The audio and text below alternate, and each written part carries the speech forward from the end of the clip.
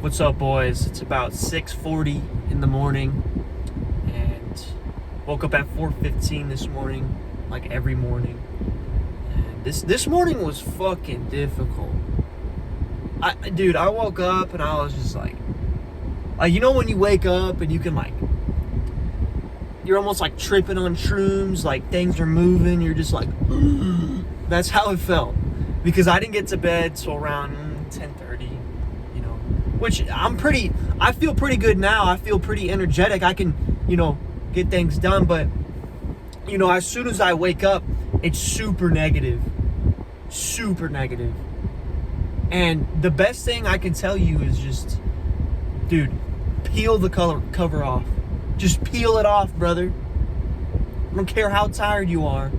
Peel it off. Because as soon as you feel that cold air, it wakes you up. And then you get up. And immediately turn on that light. Immediately turn on that light and look at it. You're going to be like, but dude, turn on that light, because when your body sees light when it wakes up, it knows it's daytime. It knows it's time to be awake, right? Even though the sun's not up yet, your brain thinks that's what it is. Anyways, it was difficult. And, these are just times where I understand that no matter how difficult it gets, brother, no matter how much sleep you got, it's just a wall. I used to look at these in such a victim mentality. I'm just like, oh, I'm tired. Oh, I need my sleep. Oh, this is unhealthy. And I would literally go back to fucking bed, wake up at 6 or 7, the time it is right now. And then I would feel, my body would feel rejuvenated.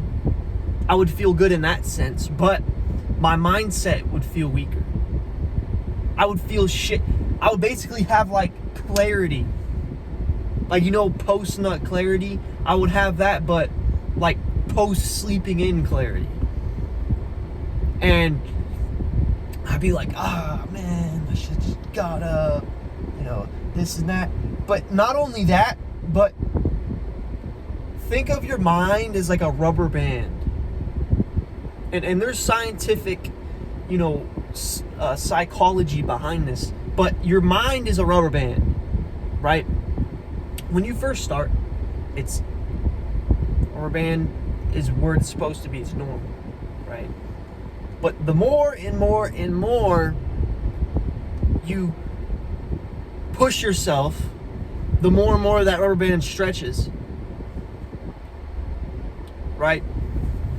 And don't think of it as a bad thing. That rubber band stretching it's getting stronger. Everything's good. But as soon as you give in once, dude, this is why it pisses me off when everyone's like, well, I earned it, so I'm going to give in now. Or, when people tell me, it's not going to kill you, bro. Come on, just one sip, one bite of this food. What, brother, as soon as you take that leap, that one thing, dude, that rubber band that you built up slowly to build that tension, what you just did is you let go of that rubber band and it goes straight back, and you have to build it up again, brother. Dude, this took me so long to realize. Thanksgiving was a perfect example of that. I was sitting there and everyone's like, well, and this is the first time I actually rejected it. Basically, it's the example I'm giving here. Everyone's like, bro, it's not going to kill you. I'm getting made fun of because I don't want to eat the deep fried turkey, fried in seed oil. Right? I thought they were going to, deep fry a couple of turkeys. By the way, I don't know why we deep fry hella. We make hella turkey on Thanksgiving. I don't know what it is, but we had 4 fucking turkeys, bro. I thought at least one was going to get put in the oven. And another testament, which I'll get into later. But everyone's like, bro, come on, because I promised I would eat turkey but I thought it was going to be baked. I thought one of them was going to be, oven roasted. Every single one was fried, and I'm just sitting there like, bro.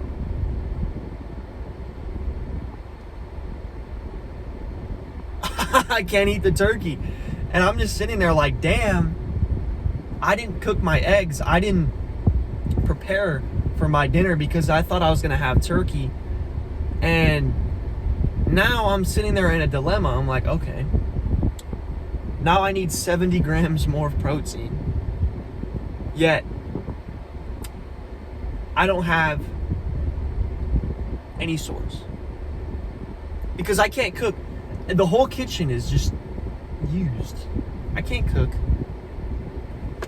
So I'm like, I'm like this, and this is the testament that I was talking about. Most people would be like, fuck it, I need to hit my macros, I'm gonna eat the turkey. But I understand that rubber band, brother. I understand that rubber band, if it snaps closed, I've just ruined all of my progress. This is the thing, maybe your gut microbiome wouldn't get that much affected because of whatever, but your mind, bro, it infiltrates your mind. And most people, because they can't hit their 70 grams of protein, would have eaten that turkey and fallen off. Because as soon as you take that step backwards, brother, it is a cycle of 2 steps forward, 5 steps backward. Been there, fucking done that. And I want to tell more stories about that later, but most people would have eaten that turkey. But what I did is I sat there for like 30 minutes and I'm like, okay, what can I do? What can I do? And it occurred to me that I was researching collagen because I had grass-fed collagen powder just chilling, which I don't really take. I don't really think it's necessary if you eat plenty of beef. But I was there and I was looking, I was like, okay, collagen has most of the amino acids. Okay, cool. So I took 10 tablespoons of collagen, which that shit, dude, the water, it wasn't nice, I'll tell you that. And then I was like, okay, I need to hit my cholesterol. I need to get a little bit more protein. I need to get fat.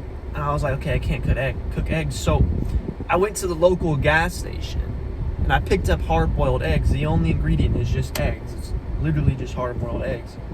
And I just ate those with a little bit of salt. Hit my macros. But again, most people would fold it there. Let me tell you a story of how I learned this and how it had to get continuously beat into me until I had to learn, right? I live in Arizona, right? As you can tell from this beautiful fucking sunrise. I don't know, like, look at that, dude. Absolutely beautiful. That's just how Arizona skies are. But the rest of my family lives in Ohio, right? I live with my uncle, and the rest of my family lives in Ohio. And, every year I try and go visit there like once or twice. I'm about to go back there in a week and a half here. But every time I go back there, my family, right, my brothers, everybody there, there's a reason why I smoked weed and played a lot of video games, because that's what they did. They smoked weed, played a lot of video games, ate like shit. So I followed suit. You are who you surround yourself with, and I was constantly surrounded by that. So when I go back there, I'm around that again. And I'm like, okay. And, all the times before this, I would go there and I would be like, it's fine, I can smoke the weed just once. It's fine, I can eat the junk food just once. It's fine, I can skip the gym today. Everything starts to just crumble away. But the issue is, bro, that rubber band. That rubber band snapped closed. And even though I had good intentions coming back from my trip, I would come back and I would try. I'd never like skip the gym when I came back, but then I would start eating junk food. I would start smoking weed every day again. I would fall off because my mind had just been crumbled to pieces. Basically what I'm saying is, brother, next time you think you can just indulge once and it won't hurt, brother, it fucking will. Because, and I'll literally get into the scientific psychology about it. It is called the anterior mid-cingulate cortex. And this anterior mid-cingulate cortex is basically a part in your brain that is like your discipline modulator. You know, every time you do something you don't want to do, every time that you do something hard, it grows. And athletes, you know, people that generally put their body through more stress, that anterior mid-cingulate cortex is bigger in our brain. And the issue is, as soon as you give in, it shrinks back. Like, it's literally a fucking function in your brain. So you cannot deny it. You absolutely can't. So next time you're presented with that opportunity to, you know, indulge, obviously your brain is going to start thinking those thoughts, but you have to override it and understand that as soon as I give in, as soon as I indulge, that I've ruined it. I've ruined all the progress. You could have made like 6 months of progress, you know, clean from weed, clean from porn, clean from whatever the fuck. And as soon as you give in once, you're back into that. You're back in your old ways. And it might not happen instantly. Again, 3 steps forward, 5 steps backward. You have to keep pushing forward. You have to keep pushing yourself every single day. When you go back and you're tested with those circumstances, you are only being tested to see your willpower, to see if you're worthy of what you say you are. And if you think of yourself and you say that you're some disciplined guy, you better fucking live up to it. Because you give in, you're gonna fall off, and you're gonna be so much further away from your goals, bro. It's like, the reason why you're in the gym and you don't see any fucking progress is because you don't hold everything intact. The reason why I was able to get so much progress and surpass everybody that's been working out for 3, 4, 5 years that I see in the gym is because I applied myself. I held my mindset intact, bro. Your mindset is the cultivated, it's basically the root, the seed to growing anything. The world isn't as it is, the world is as you are. So if you cultivate a negative mind and you're consistently fucking putting negativity in the form of porn, weed, junk food, video games, Netflix, constantly just putting it in, pouring it in, you're gonna pour that out. It's gonna overflow, dude. You're gonna pour that out. And that negativity, that's how you're gonna view everything, dude. There's a reason why people below me hate on me. And I am very fucking spiritual, and I do believe that that's Satan. That everyone has a spirit inside of them. And your spirit is just a frequency. So when your spirit's in that low frequency, dude, you're gonna basically inherit the traits of an evil person, just subconsciously. You're inherently going to fucking want to spread the negativity. You're going to want to hate on people. You're going to want to bring people down. You're not going to want to see people grow and do better.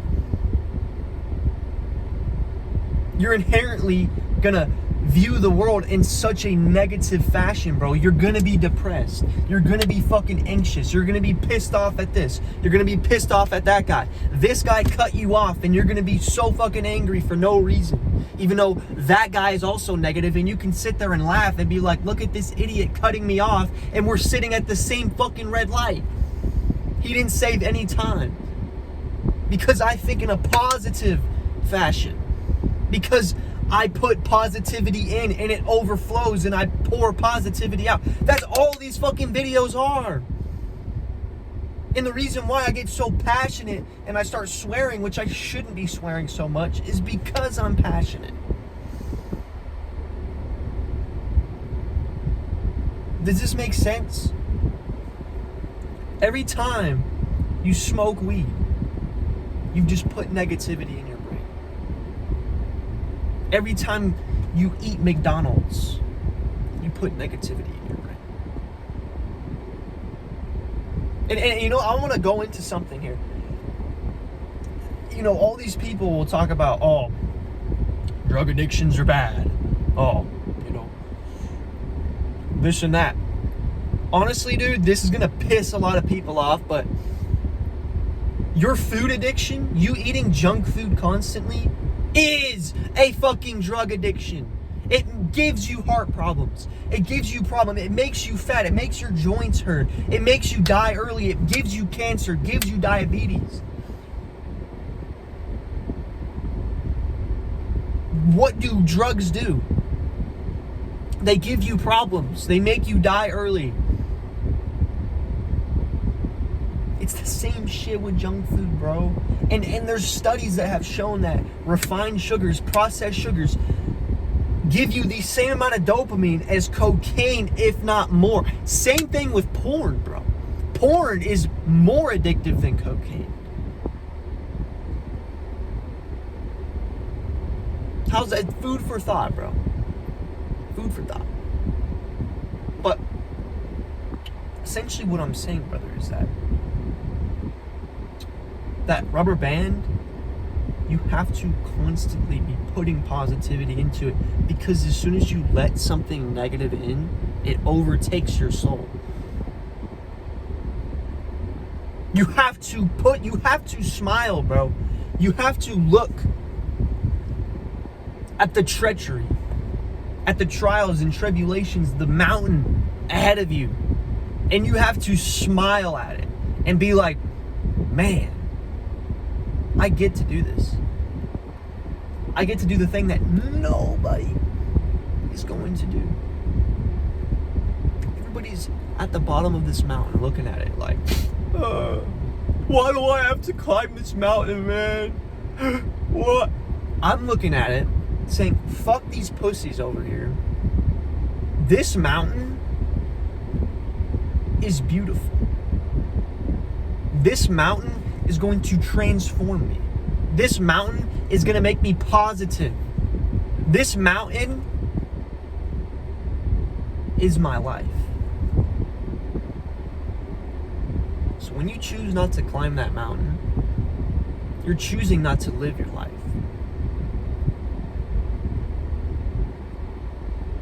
And you chase pleasure.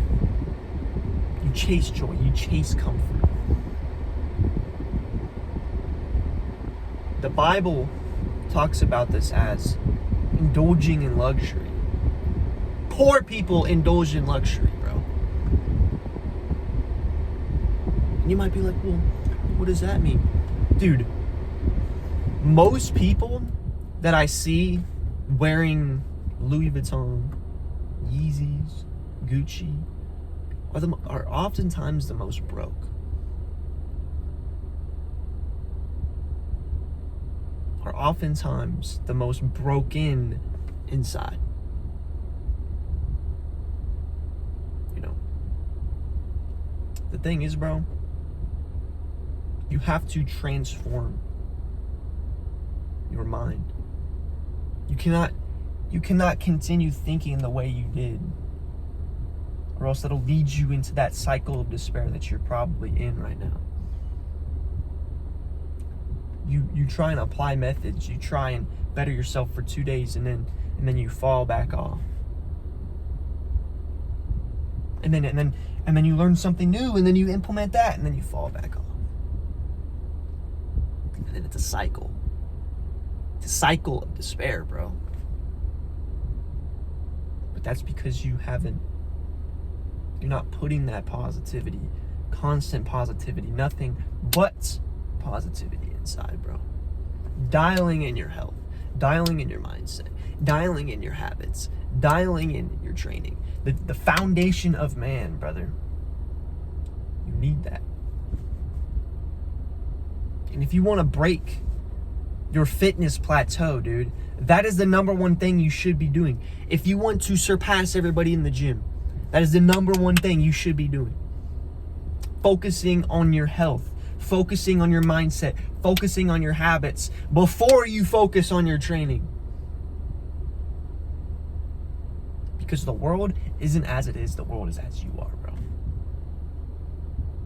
So if you want to manifest anything, if you want to get jacked, if you want to have girls just girls stare at me in the gym, and I'm not saying this to be a turbo douche, I'm saying this as like, bro, once you implement these things, dude, it's insane the amount of result you get.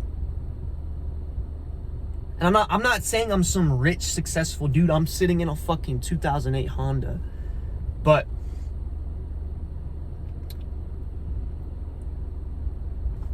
beautiful women, like stunning, bro, like insane, just stare at me constantly. I'm just like, damn, me? I'm like, fuck yeah, I'm the man.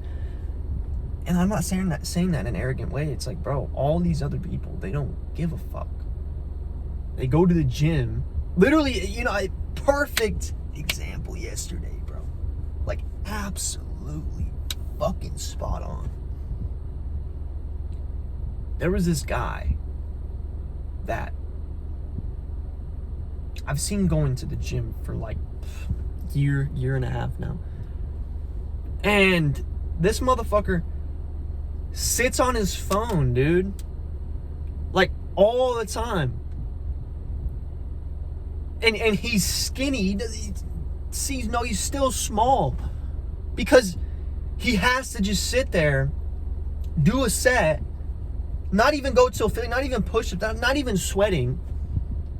And then he's on his phone again. Bro, if you struggle with that, and I did too, fuck the AirPods, fuck the music. You don't even need that shit anyway. And it's probably ruining your workout. And keep your phone in your car. Bring a fitness journal. If you're like, well, all my workouts are on my phone, then fucking write them down in a journal, bro. There's no excuse. That's exactly what I did. And that was one of the main factors in, first of all, flow state. Your phone makes you cloudy in the brain, and it removes your flow state. Second of all, you'll be so focused on working out your muscle that you get an insane pump. You'll be sweating and you'll be grunty. You'll earn the grunts, bro. You'll earn it. Because you would have pushed yourself to the limit that you could in that gym. And you're leaving and your muscles are aching and trembling, and then you earn that meal afterward. This is when I talk about pushing yourself to the limit. You have to earn the things, brother.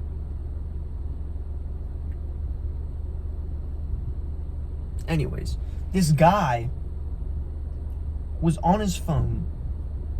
The chicks don't give a fuck about that guy. Because him being on his phone, him having a shitty physique, your external is a good representation of your internal, if not the only representation.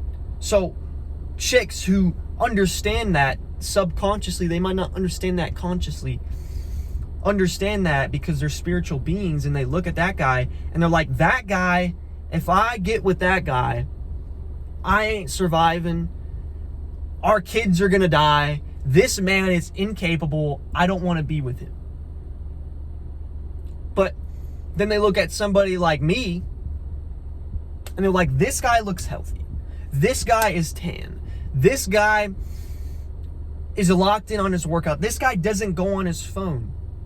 Because another thing, brother, what you do in the dark will come to light. If you have like blotchy skin, if you have acne, if you have like super big bags under your eyes, which I think it's my genetics. You know, I can tell when I'm like genuinely fucked up and have bags under my eyes because my whole eye is like black. You know, my ancestors are from Sicily, and we have some type of genetic, bro. Like my whole family has it. It's weird. But if you have super big bags in your eyes and you just basically look like fucking shit because you're treating yourself like shit, they're gonna know that. And they're not gonna want you. Subconsciously, bro. But the premise I'm trying to make is that guy looked like shit. You could see it in his eyes. His physique looked like shit. He was skinny, on his phone the whole time. Small. The girls don't want him. But then they stare at me, bro. And I sit there, I'm like, damn, I seriously want to talk to this chick. I seriously want to, because they're absolutely beautiful. This is where self-control comes in. But I have to say, man, I have to get where I want to go before I can indulge in that. Because here's the thing about women, brother. You can have everything, you know, internally, but if you don't have resource, if you lack resource, matter of time they're gonna leave you. And a lot of people are gonna be like, that's not true. This is, well, maybe if you find a chick that doesn't care about that and you work your ass off and you can provide either way, perfect, that's good for you. I genuinely think that's possible. But most chicks, bro, especially with social media, they want a man that's resourceful and can provide, and provide in abundance. Especially because they see it on social media all the time. So that's what all the women want. Just like how us, we just want perfect, beautiful women because that's all we see. If you don't have resource, bro, they're gonna leave. They're gonna leave you for a man that has resource. It's that simple. So I have to have self-control and be like, I don't have resource yet. I cannot talk to her.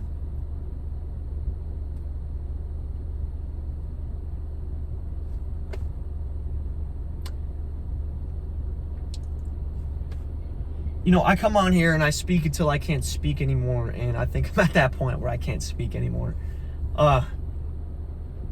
Hopefully you guys found this very insightful. You know, just going over things I've learned, lessons I've learned. But I love you guys.